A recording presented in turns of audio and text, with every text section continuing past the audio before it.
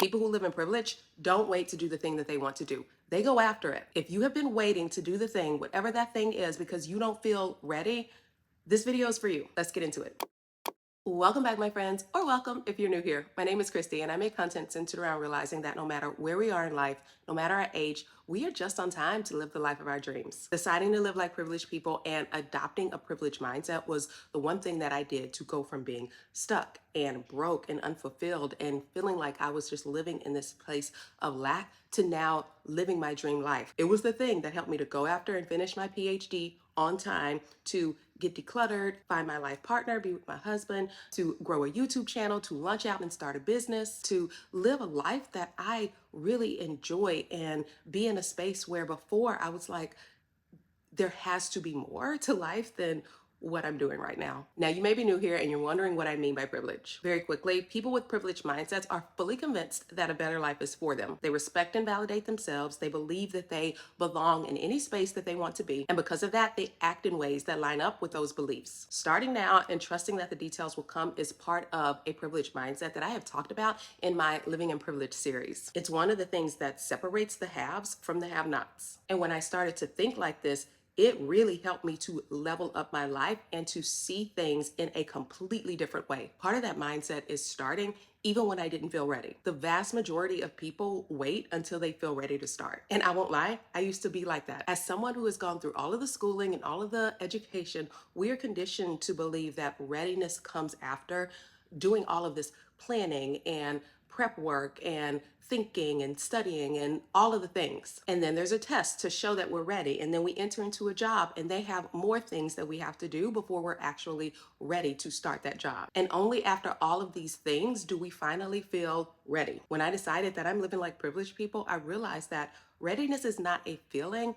Readiness is a decision. I did not feel ready when I started decluttering. I did not feel ready when I went back to get my PhD and had to quit my full-time job in order to do it. I did not feel ready when I started my YouTube channel. I just launched a business and I didn't feel ready to do that. I don't know if there's ever been a time that I felt ready to walk into the spaces that I've prayed for, but I went after it anyway. I started anyway, and things got clear as I moved. A lot of times we wait to feel ready because we have this fear of failure, and that fear stops us from ever starting. And the tricky thing about fear is that it disguises itself as a lot of things. Perfectionism, confusion, procrastination. Do any of those things sound familiar?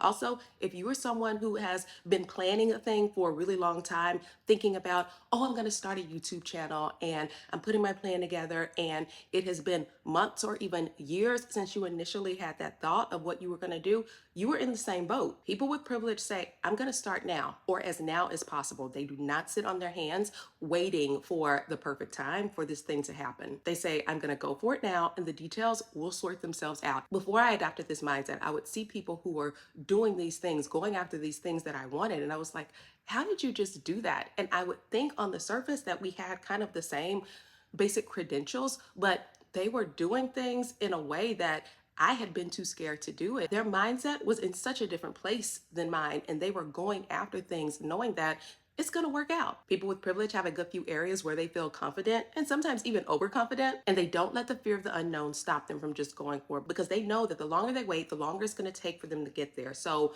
by the time they have decided this is the thing that I want to do, it's not a very long time between making that decision and actually doing that thing. People with privilege move pretty immediately and let the details come because they know that growth and learning and the experiences that they want to have come by doing and not in just the waiting to feel ready. Having a privileged mindset is not about money. It's not about status. While those things are great and wonderful, it's less about that and more about how we think about ourselves, how we move forward in life. You could just as easily recognize and start living your privilege whether you are a school janitor or you are a multi-million-dollar business owner. It's about believing that I deserve to be in the room. I can start before I have all of the answers. I am allowed to say yes to myself, to opportunities. I don't need other people's validation or permission to be able to do those things. I'm actually recording this the day before Easter, which many of us who are Christian call Resurrection Sunday. And of course, that is top of mind as I'm recording this. And one of the things that really helped me to do this and that started moving the needle for me